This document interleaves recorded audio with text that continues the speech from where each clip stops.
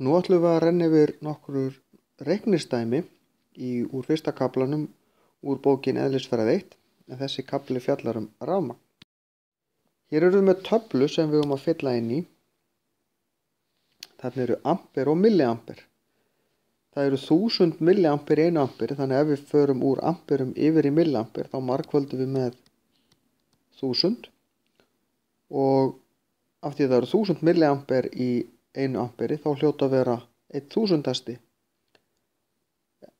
í hina áttina, þannig að hér deilum við með 1000 ef það vantar en töluna hér. Þannig að 0,9 sinnum 1000 eru 900 milliampere, á meðan 30 deilt í 1000 eru 0,03 ampere. Svo höldum við áfram. Sinnum 1000, þetta eru 4000 milliampere, margföldum með 1000. Hérna deilum við og þá kemur nú frekar lítil tala. Hérna margföldum við með 1000. Hérna deilum við. Og að lokum margföldum við með 1000.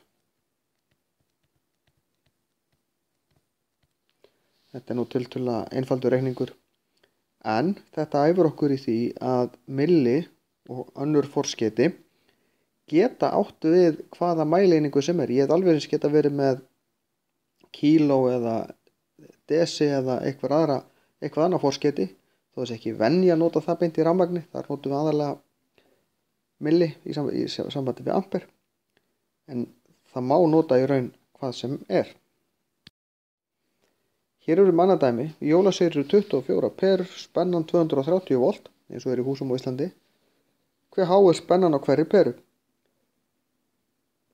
Þá tökum við í raun spennuna, deilum með fjölda pera, þetta er í voltum, og þá fáum við 9,58 volt. Og má þá setja peru sem að þolir 7 volt? Nei.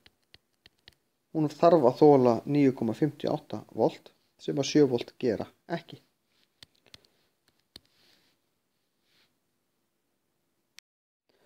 Hve há er spennan á þessum tveimur straumrásum hérna?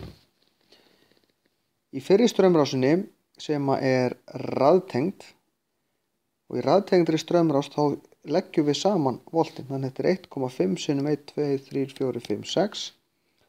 Það gefur okkur 9 volt. Í hliðtengdri straumrás eins og þessari hér, þá magnast spennan ekki upp, heldur hún er bara óbreytt, hún er bara 3 volt. Hins vegar myndu batterín í þessari endast mikið lengur heldur en batterín hér. Við geta lýst upp þessa ljósaperu, hún er svolítið skrítin hjá mér, ljósaperan. Geta lýst hann upp mikið lengur. En þá er þessu lokið.